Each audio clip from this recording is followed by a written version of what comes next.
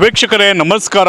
ಇವತ್ತಿನ ಏನಪ್ಪ ಅಂದರೆ ಹುಮನಾಬಾದ್ ತಾಲೂಕಿನ ಒಂದು NS ಏನಪ್ಪ ಅಂದರೆ ಒಂದು ಕಲಬುರಗಿಗೆ ಹೋಗುವಂಥ ರಸ್ತೆಯ ಮಾರ್ಗದಲ್ಲಿರುವಂಥ ಒಂದು ಏನಪ್ಪ ಅಂದರೆ ಶ್ರೀ ವೀರಭದ್ರ ಮಹೋತ್ಸವ, ಒಂದು ವೀರಭದ್ರನ ಜಾತ್ರಾ ಮಹೋತ್ಸವ. ತಮಗೆಲ್ಲರಿಗೂ ಗೊತ್ತು ಏನಂದರೆ ಈ ವೀರಭದ್ರನ ಜಾತ್ರೆ ಬಂದರೆ ಸಾಕು ಏನಂದರೆ ಎಲ್ಲರಿಗೆ ನೆನಪಾಗದೆ ಯಾರಂದರೆ ಶರಣಪ್ಪ ಪಾಟೀಲ್ ಅವರು. ಹೌದು ವೀಕ್ಷಕರೇ, ಯಾಕಂದರೆ ನಿಜಕ್ಕೂ ಕೂಡ ಅವರು ದಾಸೋಹ ಯಾವ ರೀತಿಯಾಗಿರ್ತಿತ್ತಂದರೆ ಸಕಲ ರೀತಿಯಾದಂಥ ಹೋಳಿಗೆ, ತುಪ್ಪ, ಬಜ್ಜಿ, ಪೂರಿ, ಅನ್ನ, ಸಾರು, ಮೊಸರನ್ನ ಮುಂತಾದವುಗಳನ್ನು ಮಾಡೋದ್ರ ಮೂಲಕವಾಗಿ ಏನಪ್ಪ ಅಂದರೆ ಈ ಶರಣಪ್ಪ ಪಾಟೀಲ್ ಅವರು ಬಹಳಷ್ಟು ಪ್ರಸಿದ್ಧಿಯನ್ನು ಹೊಂದಿದ್ರು.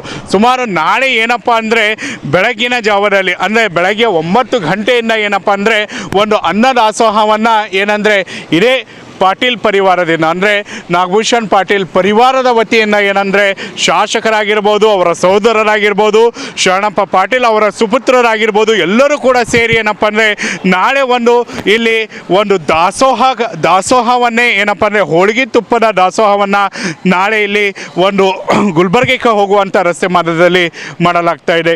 ಯಾವ ರೀತಿಯಾಗಿ ದಾಸೋಹ ಮಾಡುವಂಥ ಸ್ಥಳದಲ್ಲಿದ್ದೀವಿ, ಯಾವ ರೀತಿಯಾದಂಥ ತಯಾರಿ ನಡೀತಾ ಇದೆ, ಯಾವ ರೀತಿಯಾಗಿದೆ ಅನ್ನೋದನ್ನು ನಾವು ನಿಮಗೆ ತೋರಿಸ್ತಾ ಇದ್ದೀವಿ.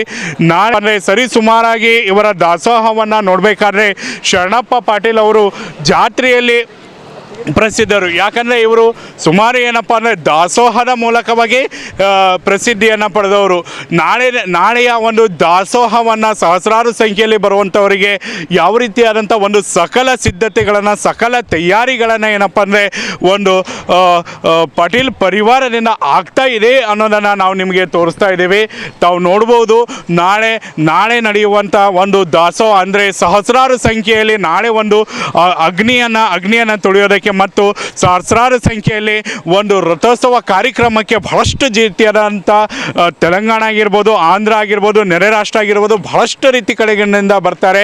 ಅವರಿಗೆಲ್ಲ ಏನಪ್ಪ ಅಂದರೆ ಒಂದು ಭಕ್ತರಿಗೆ ಅನುಕೂಲವಾಗಲಿ ಅಂಥೇಳಿ ಒಂದು ದಾಸೋಹವನ್ನು ಇದೆ ನಾಗಭೂಷಣ್ ಪಾಟೀಲ್ ಪರಿವಾರದ ವತಿಯಿಂದ ಮತ್ತು ಏನಂದರೆ ಒಂದು ಶರಣಪ್ಪ ಪಾಟೀಲ್ ಪರಿವಾರದ ವತಿಯಿಂದ ಇವತ್ತಿನ ದಾಸೋಹವನ್ನು ಅಂತಂದರೆ 26ರಂದು ಭವ್ಯವಾದಂಥ ಒಂದು ದಾಸೋಹ ಹೋಳಿಗೆ ತುಪ್ಪದ ಊಟದ ದಾಸೋಹವನ್ನು ಮಾಡಲಾಗ್ತದೆ. ಇಲ್ಲಿ ದಾಸೋಹದಲ್ಲಿ ಏನೇನು ಇರುತ್ತೆ ಅಂತಂದರೆ ಒಂದು ಕುಟ್ಟುಗ್ಗಿ ಆಗಿರ್ಬೋದು, ಹೋಳಿಗೆ ಆಗಿರ್ಬೋದು, ತುಪ್ಪ ಆಗಿರ್ಬೋದು, ಭಜಿ ಆಗಿರ್ಬೋದು, ಪಾಪಡ್ ಆಗಿರ್ಬೋದು, ಒಂದು ವೈಟ್ ರೈಸ್ ಆಗಿರ್ಬೋದು, ಮತ್ತು ಪಲಾವ್ ರೈಸ್ ಆಗಿರ್ಬೋದು, ಮತ್ತು ರೋಟಿ ಆಗಿರ್ಬೋದು, ಮತ್ತು ತರಕಾರಿ ಆಗಿರ್ಬೋದು, ಮುಂತಾದವುಗಳನ್ನು ಏನಪ್ಪ ಅಂದರೆ ಒಂದು ಬಜ್ಜಿ ಆಗಿರ್ಬೋದು, ಮುಂತಾದವುಗಳನ್ನು ಏನಪ್ಪ ಅಂದರೆ ಇಲ್ಲಿ ತಾವು ಏನಂದರೆ ಇಲ್ಲಿ ಸವಿಬೋದು.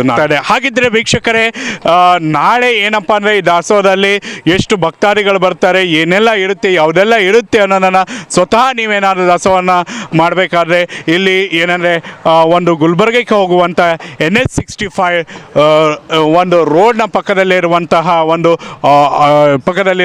ಒಂದು ಲೇಔಟ್ನಲ್ಲಿ ಬಂದಿದ್ರೆ ತಮಗೆ ನೇರವಾಗಿ ದಾಸೋಹ ಹೋಳಿಗೆ ತುಪ್ಪ ದಾಸೋಹವನ್ನು ತಾವು ಸವಿಬಹುದು.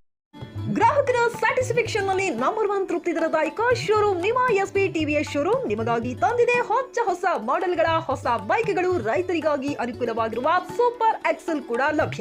ಹಾಗಿದ್ರೆ ಹಿಂದೆ ಭೇಟಿ ನೀಡಿ SP TVS ಶೋರೂಮ್ ಮಾಲೀಕರು ಲೋಕೇಶ್ RG. ಹೆಚ್ಚಿನ ಮಾಹಿತಿಗಾಗಿ ಸಂಪರ್ಕಿಸಿ 8494951009 ನಾಗಲಕ್ಷ್ಮಿ ದಾಬಾ ಹತ್ತಿರ ಗುಲ್ಬರ್ಗ.